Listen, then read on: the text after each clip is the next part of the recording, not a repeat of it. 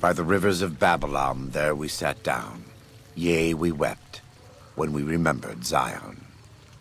Remember, O Lord, the children of Edom in the day of Jerusalem, who said, raise it even to the foundation.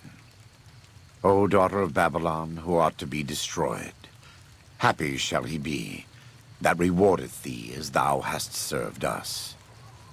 Happy shall he be, that taketh and dasheth thy little ones against the stones. Do you know what it means?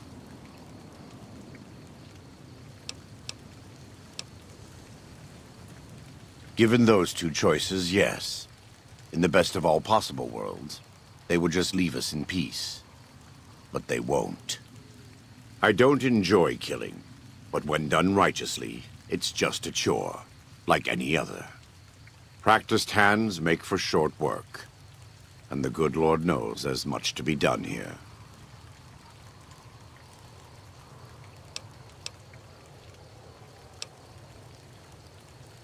Happy are those who do the work of the Lord.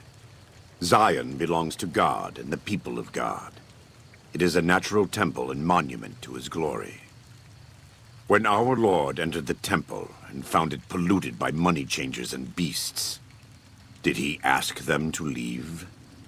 Did he cry? Did he simply walk away? No. He drove them out. It is one thing to forgive a slap across my cheek, but an insult to the Lord requires... No. It demands correction.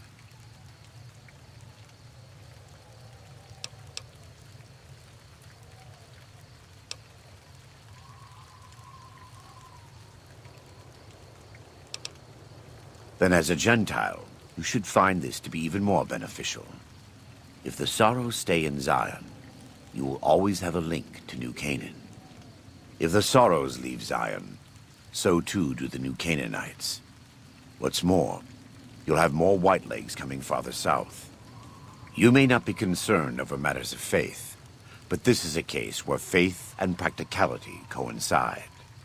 No one wants the Whitelegs here. We just need to convince Daniel that it's our responsibility to ensure that doesn't happen. Welcome back. What can I do for you?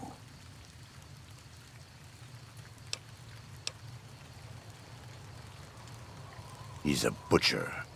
Believe me, I know the godless fire that burns in his heart. I've been burned by it myself. He's not the kind to let his subordinates do all the killing. No, he likes to have a hand in it, with that spear of his. He's fashioned himself an abomination before the eyes of the Lord. I'm happy to serve as an instrument of divine justice.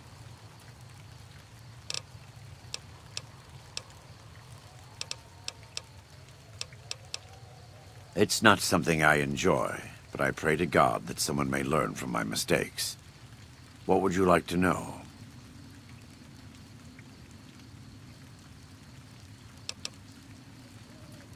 You are kind to offer, but no, there's nothing you can do. We don't use chems, but I learned long ago that I'm immune to their effects. It never stops burning. My skin. Every day I have to unwind the bandages and replace them with fresh ones. Exposing my body to the air is like living through it again. But it's better to be clean than comfortable.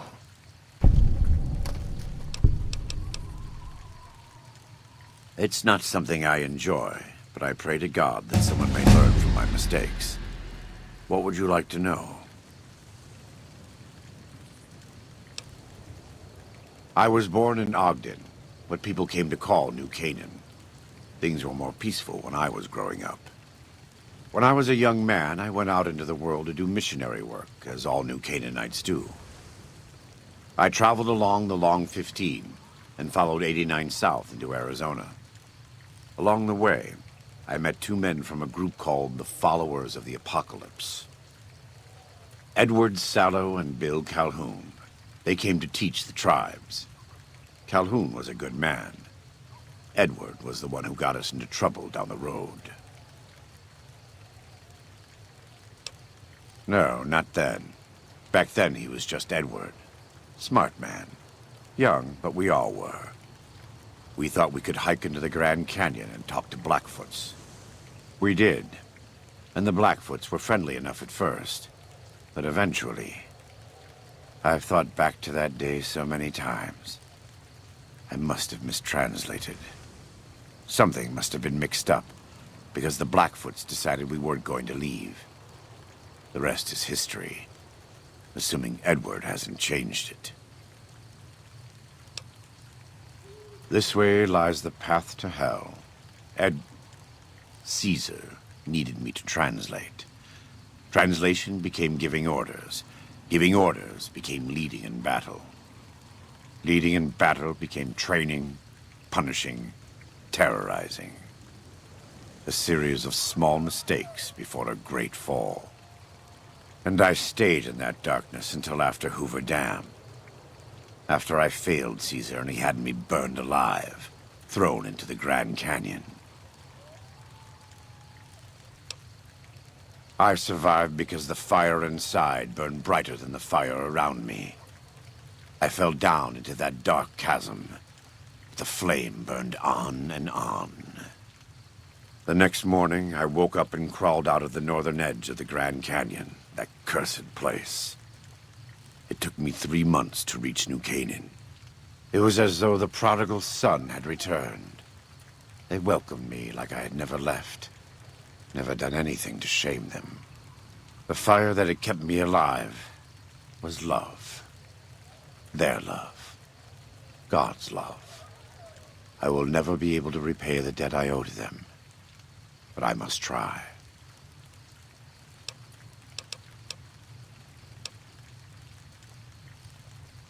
I try not to involve myself with matters of the Mojave anymore. All I know is from before the Battle of Hoover Dam.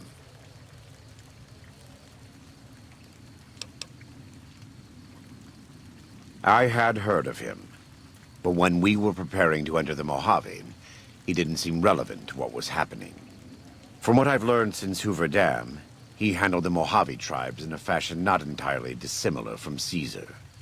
It's too bad.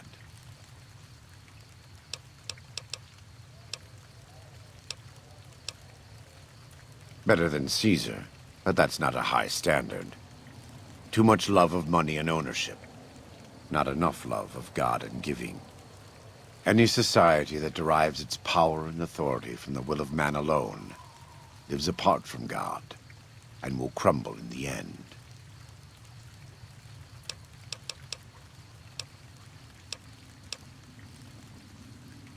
Love the sinner, hate the sin. With Caesar, it's often very difficult to see through all of that sin to the person inside. I can say that we were both lucky that NCR supply lines and land routes north of Mojave Outpost were destroyed before the Battle of Hoover Dam. Something bad happened near Death Valley, at a place called the Divide. NCR couldn't cut across anymore, and it slowed down the reinforcements. Terrible storms ripped entire companies apart before they even got to Nevada soil. The aftermath of Hoover Dam could have been even worse for Caesar.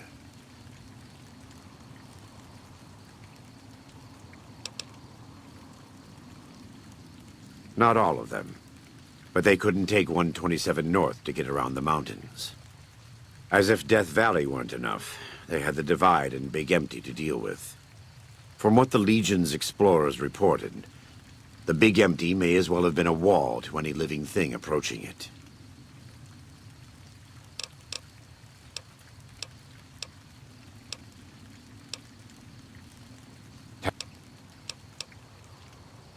I don't know for certain, and I don't think NCR knows either. Whatever happened at the Divide was too much for them to handle. Our Frumentari told us what they saw. Only fools and madmen would march into a place like that. All roads wind down to the same spot, the grave. They said all that's left there is a gaping wound cut into the earth, cursed and damned. No place for God-fearing folk.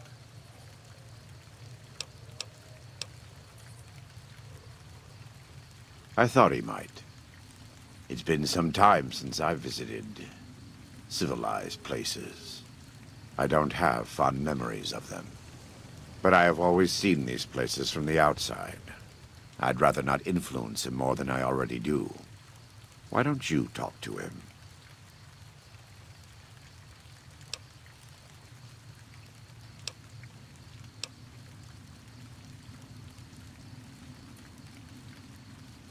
Then let him know. Fallows-Chalk needs more guidance in his life. I'd prefer it not come from me. If people want to look to me for how to fight, I will show them how. I believe God put me on this earth for that very reason. But to live like me, think like me, no. There are better people for them to look to for such things. Yes, take a look.